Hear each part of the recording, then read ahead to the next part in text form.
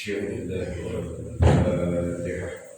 بالله من الشيطان الرجيم بسم الله الرحمن الرحيم الحمد رب العالمين إياك نعبد وإياك نستعين اهدنا الصراط الذين أنعمت عليهم.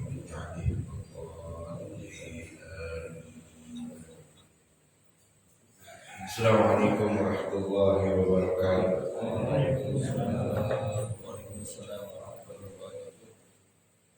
Innal hamdalillah nahmaduhu wa nasta'inuhu wa nastaghfiruh wa na'udzu billahi min shururi anfusina wa min sayyiati a'malina. May yahdihillahu fala mudilla lahu wa may yudlil fala hadiya lahu. Asyhadu an la ilaha illallah wahdahu la syarika lahu wa asyhadu anna Muhammadan 'abduhu wa rasuluhu la nabiyya ba'dahu. Allahumma salli wa sallim ala sayyidina wa habibina wa syafi'ina wa maulana Muhammadin wa ala alihi wa sahbihi wa man tabi'ahum bi ihsanin ila yaumiddin, amma ba'd. Allahumma 'allimna ma yanfa'una wanfa'na bima 'allamtana wa zidna 'ilma. Allahumma inna nas'aluka al-huda wat-tuqa wal-'afafa wal-ghina. Subhanaka la 'ilma lana illa ma 'allamtana innaka antal 'alimul hakim. Rabbi shrah li sadri wa yassir li amri wahlul 'uqdatam min lisani yafqahu qawli. Rabbana atina min ladunka rahmatan wa hayyi' lana min amrina rasyada. Rabbana zidna 'ilman wa alhiqna bis salihin. Rabbi a'udzu bika min hamazati syayatin wa a'udzu bika rabbi an yahdurun. Shadaqallahu azim. Hadratul mukarraman, para hujjaj, para alim, jamaah salat subuh yang dirahmati Allah Subhanahu wa taala. Alhamdulillah, pada kesempatan kali ini kita kembali berkumpul di majelis ilmu ini setelah kita mendirikan salat subuh berjamaah. Kita tidak langsung kembali pulang, melainkan kita hadir di majelis ilmu di dalam menuntut ilmu syar'i untuk mempelajari agama Allah guna menghilangkan kebodohan dari diri kita dan juga agar kita mengetahui bagaimana kita beribadah kepada Allah dengan cara yang Allah ridai tentunya. Segala puja dan puji hanya milik Allah Rabbul Alamin,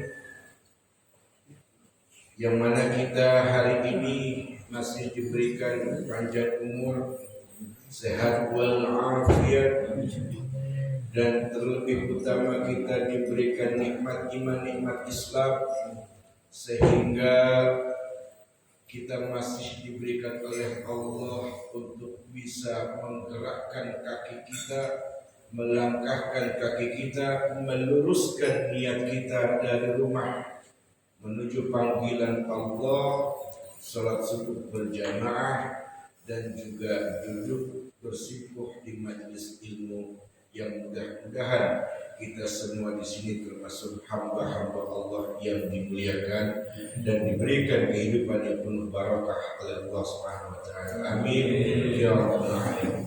Salawat beserta salam semoga selalu tetap tercurahkan kepada junjungan kita, suri tauladan kita, qudwah kita, junjungan kita yang mulia, Nabi kita Muhammad Rasulullah sallallahu alaihi wasallam, beserta kepada para keluarganya, para sahabat-sahabatnya, dan juga insya Allah salawat beserta salam ini pun juga tersampaikan kepada kita umatnya, yang mudah-mudahan kita senantiasa istiqamah di dalam ketaatan kita kepada Allah di atas tuntunan sunnah-sunnah Nabi kita Muhammad sallallahu alaihi wasallam, sehingga mudah-mudahan kita mendapatkan syafaatul ujma kelak yaumil qiyamah. Amin ya rabbal alamin. Ikhwatal iman rahimani wa rahimakumullah jami'an. Sebagaimana yang telah dijanjikan pada pertemuan yang lalu, Dalam pertemuan kali ini kita akan membahas tentang Al-Kabair kembali. Kali ini bab Al-Kabiratul Muhallilu wal Muhallalahu. Al-Kabiratul Muhallilu wal Muhallalahu. Dosa besar bekerja sama dalam merekayasa pernikahan. Pernah dengar kalimat muhallil, Pak? Muhallil, muhallillahu.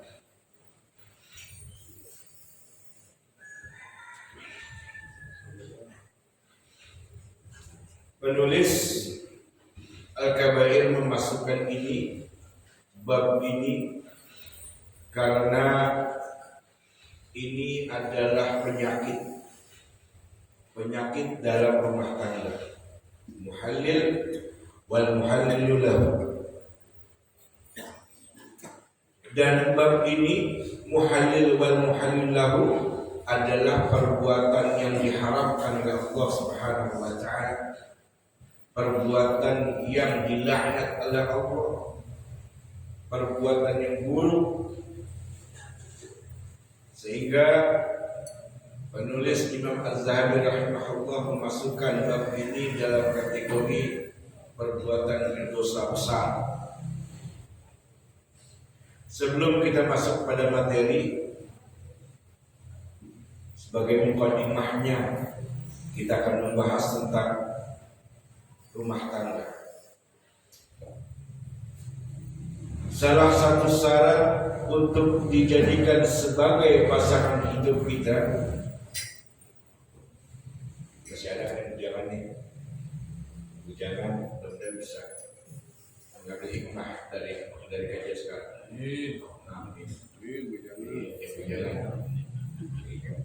Saya juga masih ujangan. Salah satu syarat untuk dijadikan sebagai pasangan hidup kita, pegangan hidup kita dalam rumah tangga,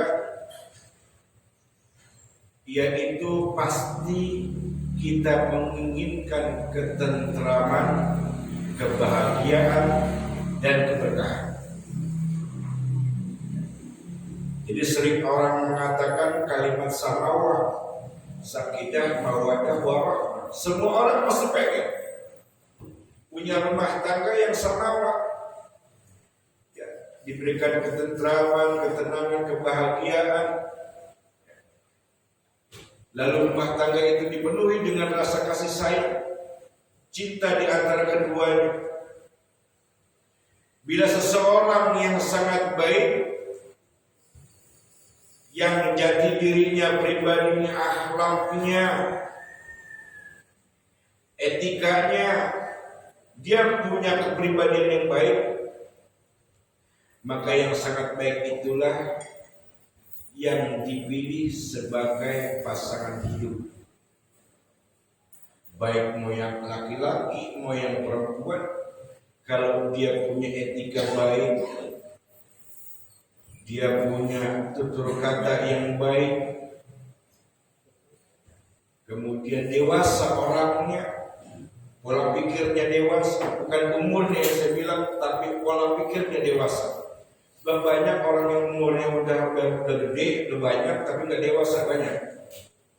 Jadi umur nggak patokan kedewasaan. Tapi dia punya pola pikir yang penuh dewasa. Kemudian yang paling utama yang dianjurkan oleh Nabi kita Muhammad SAW adalah seorang pasangan yang dia punya modal agama yang kuat. Yang kedua, dia punya keturunan yang baik.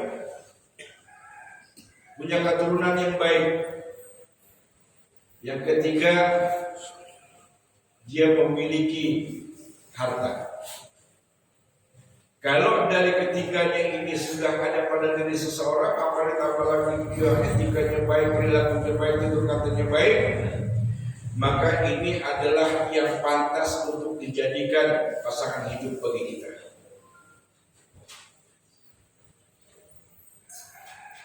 Di dalam rumah tangga itu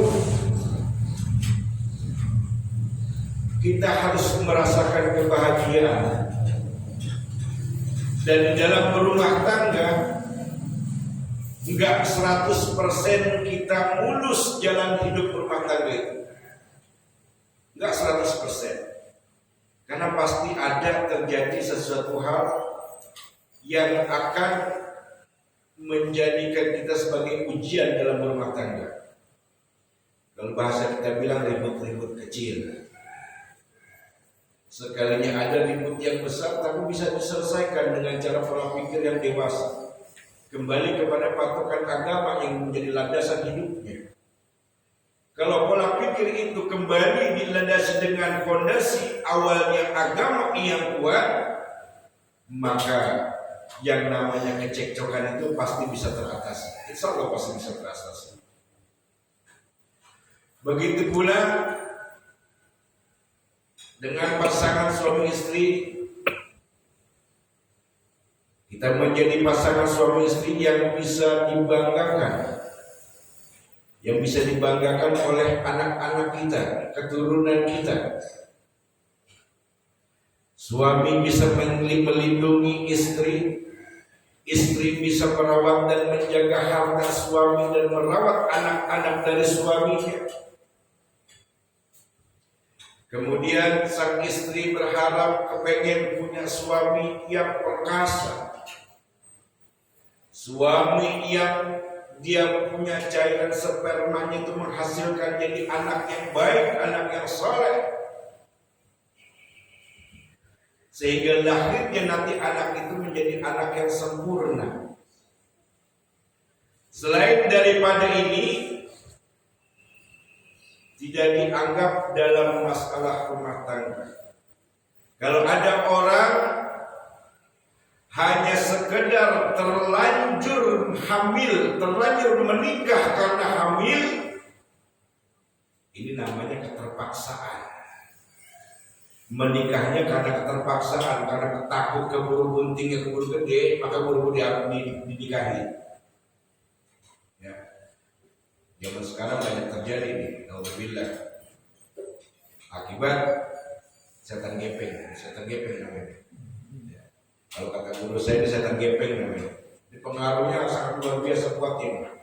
Jangankan yang masih remaja, yang masih muda, yang bapak-bapak juga ada tergoda ini. HP ini bisa menjadi maslahat, bisa jadi mudarat, tergantung kita yang memakainya. Kalau kita memakainya untuk kemaslahatan banyak, untuk kemudaratan juga banyak. Maka kalau kembali dari fondasi agamanya kuat, kita pakai benda ini sebagai kemaslahatan, alat yang berguna. Nah,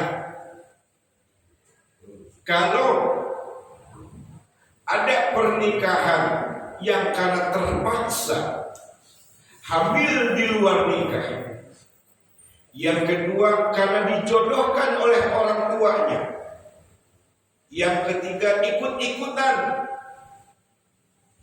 diledekin sama teman-temannya. Ente udah usia begini belum juga kawin, teman-teman ente udah banyak yang kawin, ente belum kawin, enggak laku ente. Karena takut dengan bahasa itu, akhirnya dia nikah, buru-buru nyari pasangan untuk menikah. Kalau hal-hal yang seperti ini terjadi,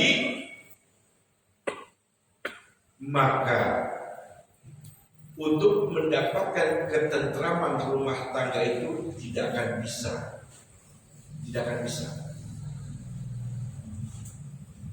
Pernikahan yang akan mendapatkan sakinah mawaddah warahmah, niatnya itu karena lillah,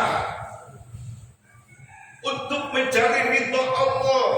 Kalau nikah itu tujuannya untuk mencari ridha Allah, mengikuti sunnah Rasulnya Muhammad SAW, maka insya Allah sakinah mawaddah warahmah akan didapati. Tapi kalau dengan keterpaksaan seperti yang disebut tadi, yang namanya sakinah mawaddah warahmah tidak akan bisa terdapat dalam rumah tangga. Kenapa saya bisa mengatakan demikian? Karena awalnya niatnya bukan karena untuk mencari ridha Allah. Niat awalnya yang dilihat sama Allah itu niat awalnya. Kalau niat awalnya baik, maka Allah jadikan rumah tangganya baik. Ikhwatal iman rahimani wa rahimakumullah jami'an. Perceraian di dalam Islam adalah sesuatu perbuatan yang suci sebenarnya, yang dibolehkan sebagai solusi jalan keluar apabila sudah mentok, maka dibolehkan cerai. Walaupun kata Nabi sallallahu alaihi wasallam, "Abghadul halal ilallah anta falak." Kata Nabi, perbuatan halal yang paling Allah benci adalah perceraian. Halal dibolehkan kita bercerai, halal itu kata Allah, tapi perbuatan itu dibenci. Perceraian itu boleh dilakukan, boleh terjadi apabila sudah tidak lagi ada kecocokan, sudah mentok. Dinasihatin begini gak bisa, dinasihatin begitu gak bisa, ya silakan. Ambil jalan, kalau memang sudah tidak bisa diperbaiki rumah tangga itu, silakan untuk berpisah. Jadi kalau ada seseorang yang dari awalnya punya niat nikah itu untuk cerai, kalau ada seseorang yang dari awalnya punya niat nikah itu untuk cerai, contohnya seseorang dijodohin sama orang tuanya, karena nih anak nggak suka sama pasangan itu, nggak suka dengan pasangan, nggak punya rasa cinta hatinya, tapi orang tuanya maksa untuk supaya anaknya itu menikah dengan dia, dengan alasan hati orang tua punya visi dan misi. Misalkan yang akan dinikahin itu, yang akan dijodohkan itu punya harta yang lumayan banyak. Nah sementara anaknya ini dia punya titel, cuma sebatas punya titel, punya gelar. Lalu orang tuanya ini dia pengen punya keturunan yang baik, yang kaya. Sementara dia orang tua ini hanya kehidupan yang pas-pasan, tapi dia mampu menyekolahkan anaknya sampai punya gelar tinggi. Ada dijodohin dan anaknya dengan seseorang yang punya kehidupan mapan. Tapi anak si ibu ini gak senang, gak cinta. Tapi karena terpaksa, akhirnya dia mau menikah dengan seseorang yang dijodohkan sama orang tuanya. Kalau niatnya terpaksa bukan karena untuk ibadah mencari ridha Allah, terus kemudian dia menikah, dia nikahi itu pasangan yang dijodohin sama orang tuanya, lalu kemudian dia cerai, kemudian dia bercerai, dalam beberapa kurun waktu dia bercerai, maka dari awalnya dia punya niat nikah itu tidak ada rasa cinta karena terpaksa, bukan karena lillah untuk mencari Allah, maka pernikahan yang dilakukan itu kata ulama batal, gak sah. Karena niat awalnya bukan karena lillah mencari Allah, tapi karena keterpaksaan. Akad nikahnya itu dipandang oleh ulama batal. Walaupun di mata orang-orang yang menyaksikan dia udah ijab kabul. Tapi kan yang tahu hati manusia Allah. Allah yang tahu bisikan yang ada pada hati-hati kita, tujuan kita, niat kita. Nah, kalau dia menggugat cerai,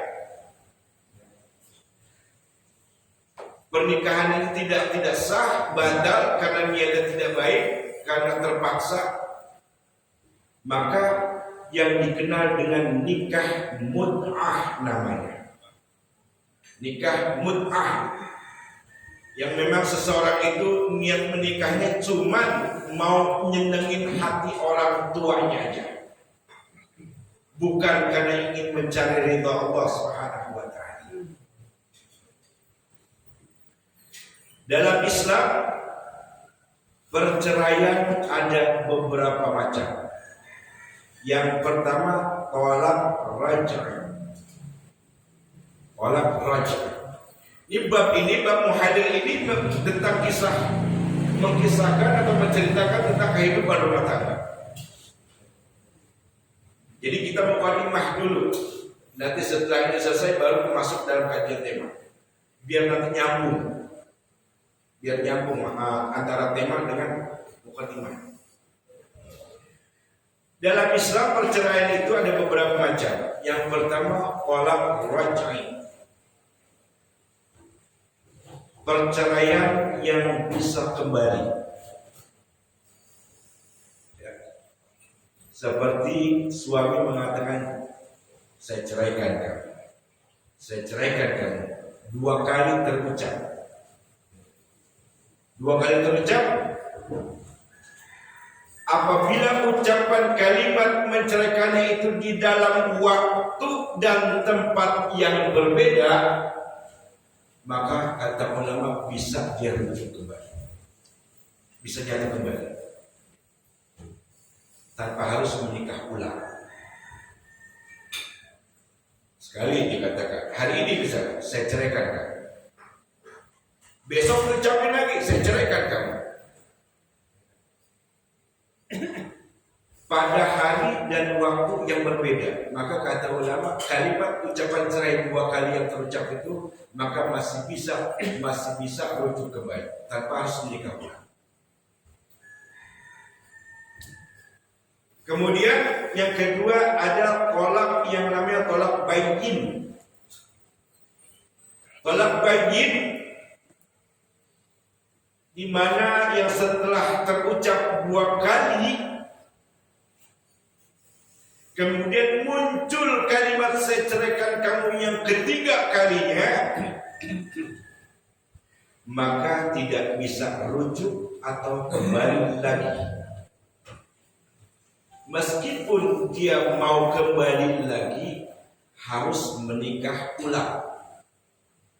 Tapi caranya si istri itu harus menikah dulu dengan laki-laki yang lain. Bayin. Tapi ada para pendapat ulama yang mengatakan ketika seorang suami itu mengatakan cerai, dilihat kondisi situasi daripada diri si sang suami itu. Apakah dia dalam keadaan sadar, dalam keadaan normal, atau dalam keadaan tidak sadar, atau dalam keadaan khilaf. Kalau ucapan kalimat cerai itu terucap dari mulutnya dalam keadaan sadar dia, lalu kalimat talak yang ketiga kali diucapkan ini, maka cerai, berpisah, nggak bisa untuk kembali. Gak bisa untuk merujuk. Dan kalau sudah begitu lebih baik pisah atap. Karena kalau nggak pisah atap repot. Ngeliat istrinya tidur di ngangkang, repot. Padahal udah terucap kalimat talak itu 3 kali. Bisa, lebih baik bisa. Kalau dalam keadaan sadar, maka itu sudah pasti sah. Kalimat talaknya itu keluar dari lisannya. Tapi kalau dia dalam keadaan tidak sadar, lagi mabok, misalkan lagi mabok dia, pulang-pulang dapat dalam keadaan mabok, terus istrinya nasihati kebaikan, kata sang suaminya bilang, bawa lu, dari kemarin ngomong begini lu, gua ceraiin lu, dalam keadaan mabok. Itu tidak terhitung. Karena kondisinya lagi nggak sadar, lagi nggak normal. Kecuali dalam keadaan sadar. Ya. Jadi tolak bayin apabila sudah terucap kalimat cerai 3 kali dalam waktu dan tempat yang berbeda, ini sudah merupakan perceraian yang tidak bisa kembali rujuk. Bila mereka mau rujuk kembali, syaratnya si mantan istri itu harus menikah dulu dengan laki-laki lain. Bila si mantan istri itu terjadi perceraian dengan suaminya yang baru itu, tapi bukan karena rekayasa. Jadi kalau dia udah bercerai, udah mengucapkan talak 3, terus dia mau rujuk kembali rumah tangganya, maka dia harus si istrinya menikah dengan laki-laki lain yang nanti tunggu. Kalau dia memang mau kembali sama istrinya, tunggu. Kalau nanti si istrinya sudah bercerai dengan laki-laki yang lain itu sudah bercerai, maka silakan suami yang pertama ini untuk menikahi lagi. Dalam Islam, ikhwatal iman, khusus tentang tolak bayin dan tolak raj'i, tidak berlaku bila diucapkan dalam 1 kali. Tolak bayin maupun tolak raj'i tidak berlaku kalau ucapan itu hanya 1 kali. Tidak berlaku. Ada tolak bayin yang masih bisa kembali atau tidak berlaku karena ucapan cerai yang dilontarkan suami lewat lisannya secara berturut-turut. Dia ngomong ini, saya ceraikan kamu, saya ceraikan kamu, saya ceraikan kamu sampai 3 kali dalam waktu yang sama. Ini kalimat cerai yang diucapkan dalam waktu yang sama, hal yang sama, ini masih bisa kembali karena hitungan itu baru 1 kali. Yang disebut 3 kali itu kalimat perceraian keluar dari lisannya apabila diucapkan dalam waktu dan tempat yang berbeda. Hari ini diucapin, besok diucapin, misalnya dia ucap. Tapi kalau sekarang diucapin, saya talak kamu langsung talak 3, itu belum bisa. Karena masih terucap dalam 1 waktu, dalam 1 hari itu. Dan dia langsung mengucapkan kalimat talak 3, belum bisa. Walaupun sudah terucap talak 3 di dalam hari itu, maka dia bisa kembali, masih bisa kembali tanpa harus menikah lagi dengan istrinya, tanpa harus menikah dengan istri. Boleh dikembali. Ada juga perceraian yang terjadi, dia bisa masuk dalam tolak raj'i, bisa juga masuk dalam tolak bayin, tergantung situasi dan kondisinya. Apabila yang tadinya pasangan suami istri ini kafir, pasangan suami istri kafir, kemudian istrinya masuk Islam, suaminya masih kafir, istrinya masuk Islam, maka apabila terjadi perceraian, kata ulama bisa masuk dalam talak raj'i. Istrinya udah masuk Islam, suaminya masih kafir. Tapi apabila terjadi perceraian, masih dalam kategori talaknya talak raj'i, masih bisa kembali. Asalkan kata ulama, kalau si suaminya ini mau ikutin istrinya masuk Islam. Tapi kalau suaminya nggak mau masuk Islam, terus malah istrinya yang sudah masuk Islam ini terzalimi oleh suaminya, oleh keluarga suaminya, habis istrinya dihujat, maka boleh istri ini mentalak suami, minta cerai, boleh, dibolehkan. Kata ulama demikian. Terlebih lagi kalau ada laki-laki muslim yang mau menikahi si istri yang sudah masuk Islam itu, dibolehkan ada ulama, dibolehkan. Tepat dari mana rahimani wa rahimakumullah jami'an. Lalu bagaimana kalau suaminya yang masuk Islam tapi istrinya belum, masih kafir?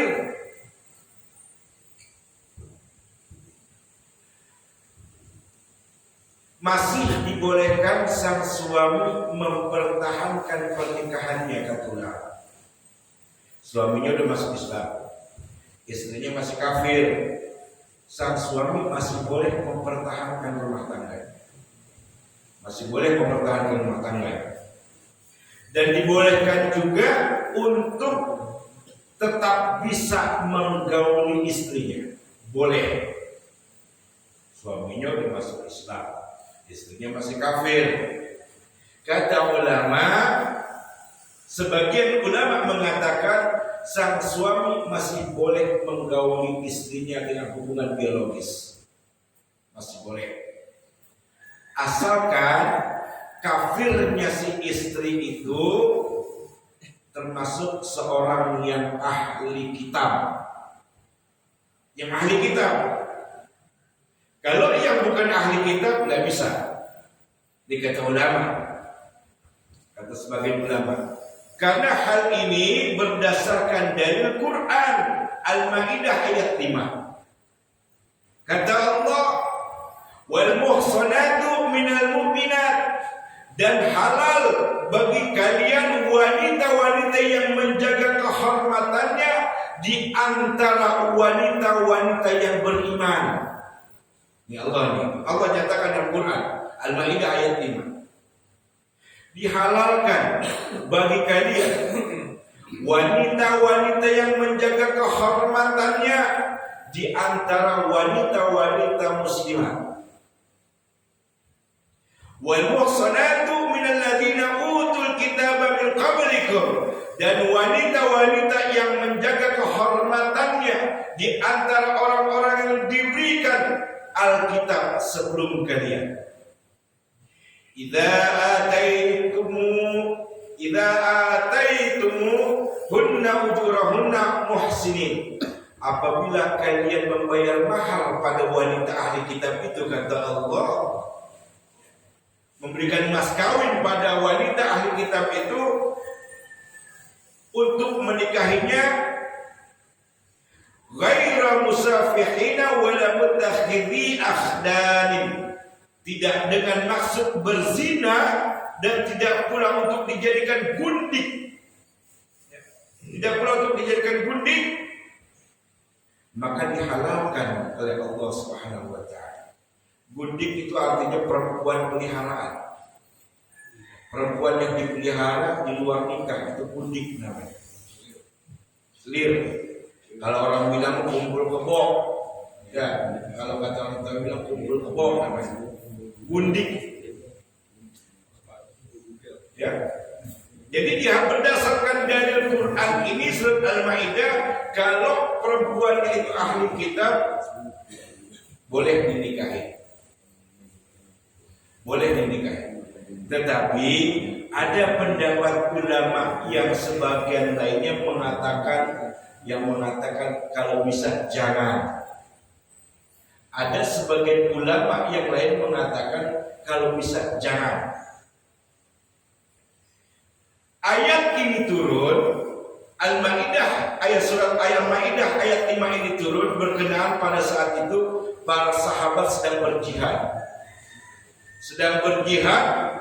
Dan pada saat itu juga posisi keberadaan para sahabat itu ada di daerah orang-orang kafir. Sedang berada di daerah orang-orang kafir. Ya. Kemudian Allah tahu hamba-hambanya itu punya hasrat biologis. Allah tahu. Para sahabat ini kan meninggalkan istri-istrinya tuh, ketika ikut berperang, berjihad. Dan saat berjihad itu mereka gak pulang, posisinya sedang berada di tanah orang-orang kafir. Maka turun ayat ini, boleh kalian menikah kepada perempuan-perempuan ahli kitab yang tujuannya bukan untuk berzina atau juga dijadikan gundik, dijadikan selir, gak boleh. Tapi kalau kalian memberikan mahar mas kawin, silakan, dihalalkan oleh Allah SWT. Begitu mahar rahmat ya Allah, dihalalkan. Padahal dia masih kafir, tapi kafirnya ahli kitab, bukan kafir yang biasa. Nah, sebagian ulama yang lain mengatakan kalau bisa jangan, karena berabe nanti rumah tangganya. Bapaknya Islam, emaknya kafir, punya anak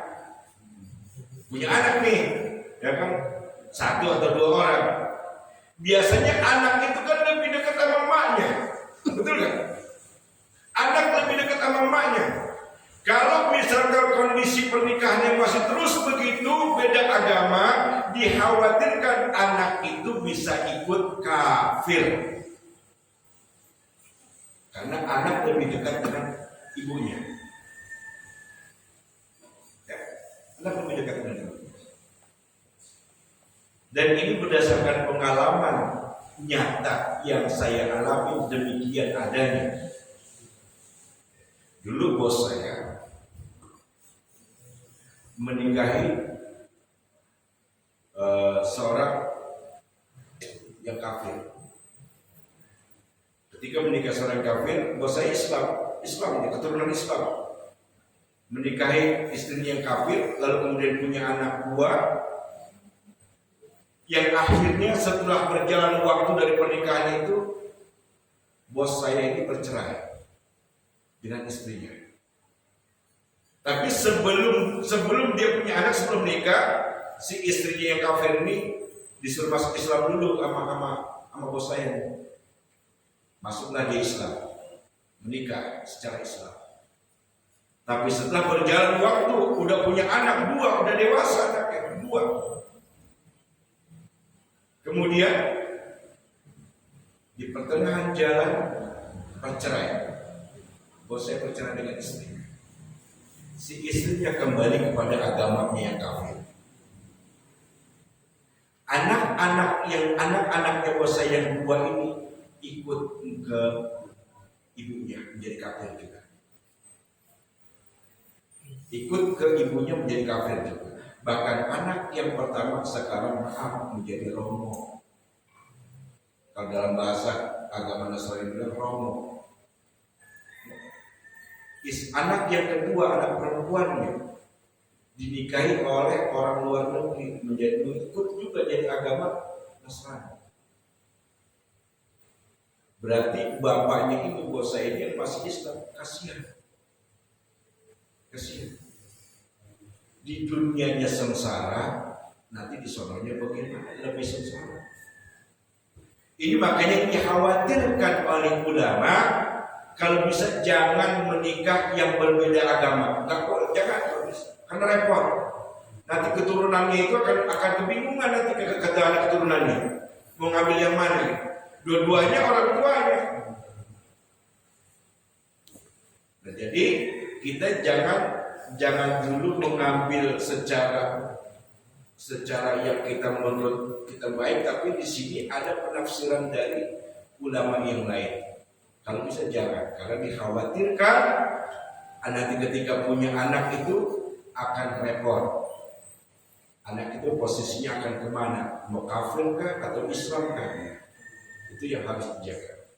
Nah, ikhwatul iman rahimani wa rahimakumullah jami'an.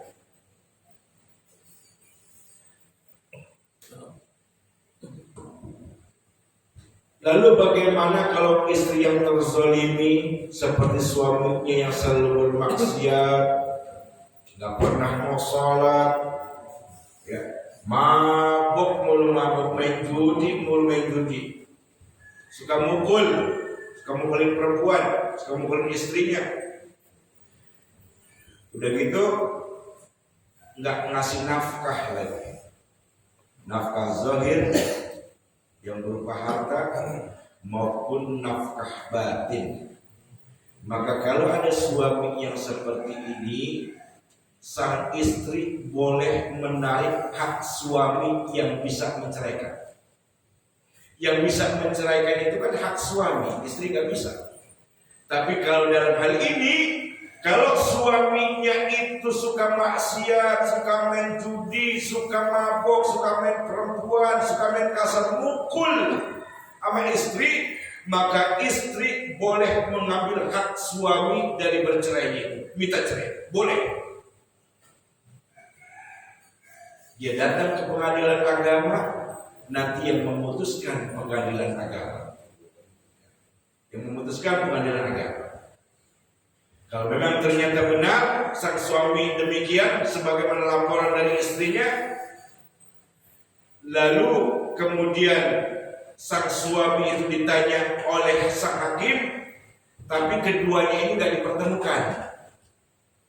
Istri nggak dipertemukan dengan suaminya, suaminya nggak dipertemukan dengan istrinya, enggak.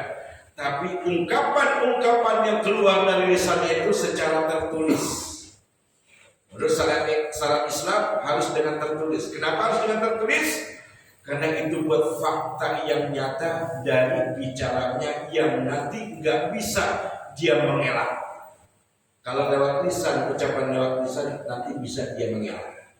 Tapi kalau tertulis sudah dicatat dan diberikan ke hakim, dipegang sama hakim, itu buat senjata hakim nanti mengambil vonis mana yang dianggap benar, mana yang salah. Nah, ketika nanti sudah ketemu dan hakim punya keputusan, maka kedua-duanya dipanggil oleh hakim ke pengadilan agama, lalu keduanya ini diputuskan oleh hakim, mereka bercerai dan tidak bisa kembali. Dalam bayin masuknya. Kalau suami yang begitu, istri minta cerai, lalu karena perilaku suami yang buruk, maka hakim nanti memutuskan tolak bayin. Jadi perceraian yang nggak bisa kembali, nggak bisa lagi kembali kepada istrinya. Fatal iman rahimani wa rahimakumullah jami'an. Tapi apabila terbukti sang istrinya yang merekayasa laporan kepada hakim, yang sebetulnya karena istrinya itu memang udah gak suka sama suaminya, misalkan udah gak suka nih sama suaminya ya. Mungkin karena istrinya punya perselingkuhan, punya laki-laki selingkuh, atau mungkin suaminya udah lemah, istrinya masih kuat, suaminya masih lemah gitu. Jadi kebutuhan biologis istrinya itu gak tercapai sama suaminya, hanya sebatas karena itu misalkan.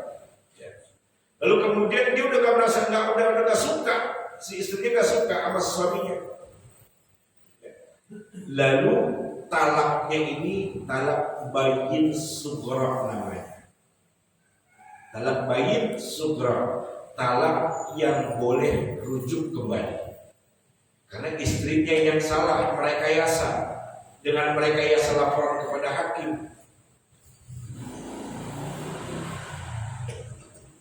Ikhwatul iman, sekarang kita masuk dalam kajian materi muhalil wal muhallal.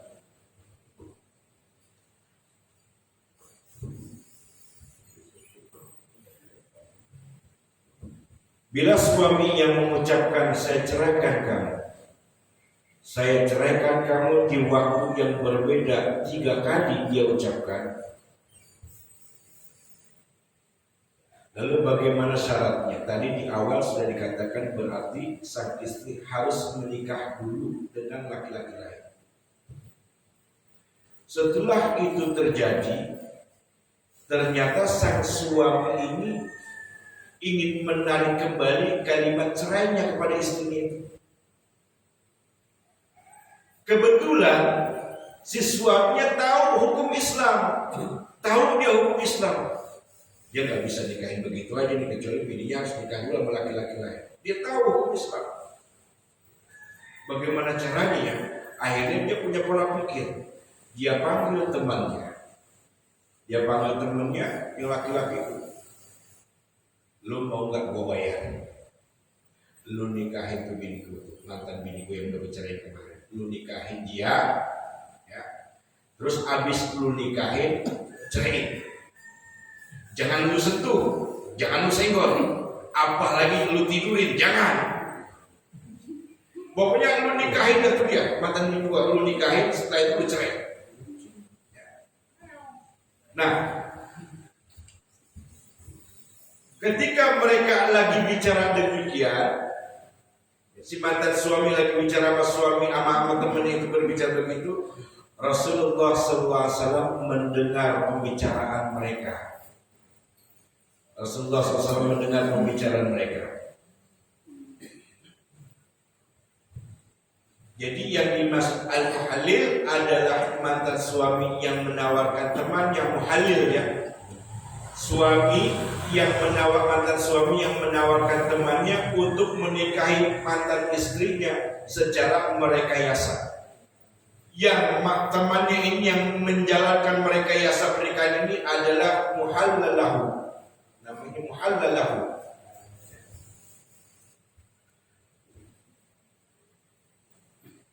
Telah sahih dari Ibnu Mas'ud radhiyallahu anhu, Rasulullah SAW bersabda ketika mendengar mereka ini berbicara demikian, Rasulullah bersabda, la'anallahu al-muhallila wal muhallal lahu. Allah melaknat muhallil, si mantan suami itu, dan muhallal lahu, temannya yang membantu untuk merekayasa pernikahan. Jadi kedua-duanya, mantan suami dan temannya yang laki itu dilaknat oleh Allah, kata Rasulullah SAW. Dilaknat, hidupnya dilaknat. Karena pernikahan yang hanya untuk menghalalkan saja, tapi dengan merekayasa. Menikah lalu diceraikan. Sementara yang namanya menikah itu kan sakral, harus seumur hidup. Kalau bisa harus seumur hidup, sakral dia. Karena menikah itu adalah ikatan yang kuat, kata Allah Subhanahu Wa Taala. Jadi dengan dia merekayasa pernikahan yang direkayasa oleh mantan suaminya ini, kata Rasulullah, dilaknat mantan suaminya dan temannya itu yang laki-laki itu yang mau diajak kerjasama. Dilaknat oleh Allah SWT. Ini yang pertama. Yang kedua, terdapat unsur hilah. Hilah itu mengakali, mengabuli, mengelabui. Jadi ketika dia melakukan merekayasa pernikahan itu ada maksud untuk mengakali, mengelabui Allah Zat Sang Maha Pencipta. Dia berusaha ngebodoh-bodohin Allah. Dia berusaha mengakalin Allah, ngelabuin Allah. Dia pikir yang penting kan mantan istrinya udah nikah dulu sama laki-laki lain. Tapi sebelumnya temannya itu memang dibayar. Setelah nikah harus ceraikan. Ini kan namanya mengharamkan sesuatu yang halal. Nikah itu kan halal, tapi karena perbuatan yang merekayasa menjadi haram hukumnya.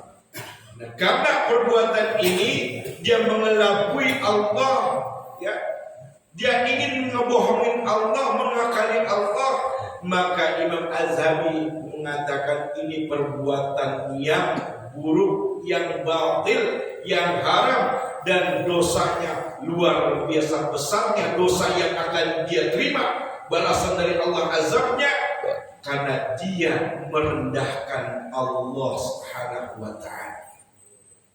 Dia manusia yang merendahkan Allah Subhanahu wa Ta'ala. Ikhwatul iman, kemudian di bagian akhir Imam Az-Zahabi memasukkan sebuah hadis yang diriwayatkan oleh Imam Muslim, bahwasanya kata Rasulullah SAW, sesungguhnya iblis dia mendirikan singgasananya, kerajaannya di atas air. Kerajaan iblis, dia bikin kerajaan iblis singgasananya ada di atas air. Kemudian si iblis ini mengutus para tentaranya, para setan, ya, diutus. Dan kalau ada tentaranya ini, setan-setan ini yang bisa bekerja baik, sangat baik, sampai iblis ini takjub akan pekerjaan anak buahnya ini, maka dialah yang mendapat kehormatan dari iblis, si setan. Lalu Setan yang satu mengadu, wahai iblis, saya telah buat kerusakan di atas muka bumi. Bagaimana itu masih cemen? Kata iblis, itu masih cemen. Wahai iblis, saya sudah menggelincirkan anak cucu Adam untuk selalu bermaksiat. Itu belum seberapa, masih cemen, kata iblis. Lalu datanglah iblis yang berikutnya, mengatakan, ma taraktuhu hatta faraktu bainahu wa bainam ra'ati. Wahai rajaku iblis, kata setan, aku berhasil menggoda manusia, menggoda seorang manusia laki-laki dan perempuan sampai dia mau bercerai dalam rumah tangganya. Maka kata si iblis menjawab, kamu tentaraku yang paling super, tentaraku yang paling bagus di antara setan-setan yang lainnya. Kamu kuberi gelar kehormatan, kemuliaan kamu saat ini. Jadi menurut cerita dari Nabi SAW, kalau setan sudah bisa menghancurkan rumah tangga anak cucu Adam, ini sudah merupakan pekerjaan yang super bagus menurut iblis. Tapi kalau hanya bisikan berzina, bisikan membuat kerusakan, bisikan untuk kemaksiatan, itu masih dianggap cemen. Tapi kalau setan bisa membubarkan pernikahan anak cucu Adam, menceraikan mereka dalam pernikahannya, maka dibilang kerja yang sangat bagus, dijempolin oleh iblis. Ini kata Nabi SAW di dalam menceritakan kelakuan setan yang selalu menggoda rumah tangga anak cucu Adam. Maka bagi manusia yang kehidupan rumah tangganya bercerai, kata Allah dalam firman-Nya, istahwadha alaihim syaitan fa'ansahum dzikrallah. Setan telah menguasai mereka, lalu menjadikan mereka lupa mengingat Allah Subhanahu wa taala. Al-Mujadalah ayat 19. Allahu a'lam bissawab.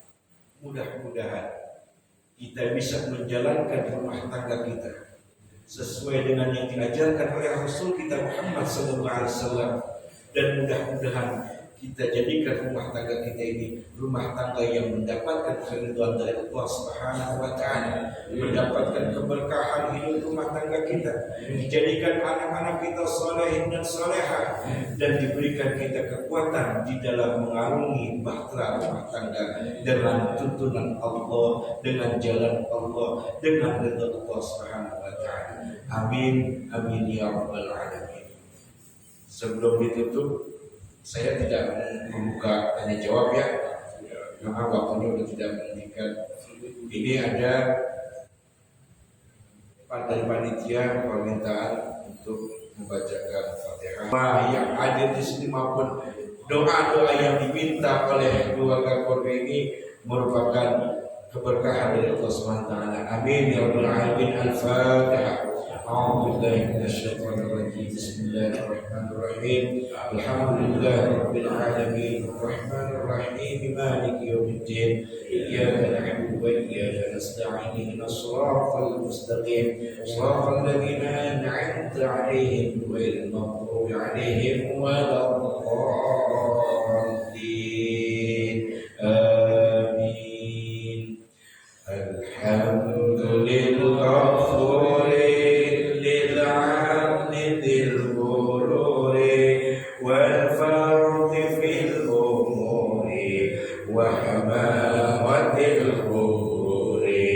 وصلاة الله دواما وسلامه تماما على من يجي إماما وللأنبياء ختاما وعلى الآل الكرام والصحب كالنجوم في القدوة المرام للعرب والأعجم. يا ربنا اعترفنا بأننا اعترفنا وأننا أسرفنا على نظر أشرفنا فتب علينا توبة تغسل كل حوبة واستر لنا العورات وآمن الروعات واغفر لوالدينا ربي ومولودينا والأهل والإخوان وسائر الخلان وكل ذي محبة أو جيرة أو صحبة والمسلمين أجمع آمين ربي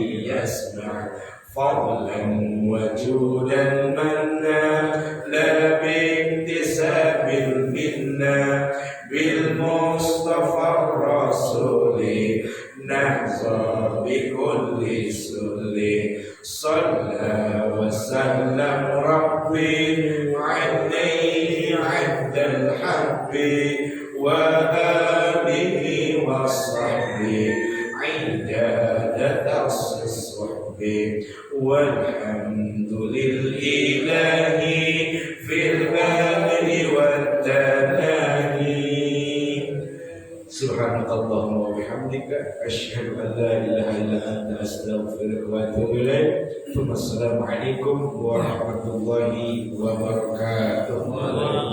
Assalamualaikum warahmatullahi wabarakatuh.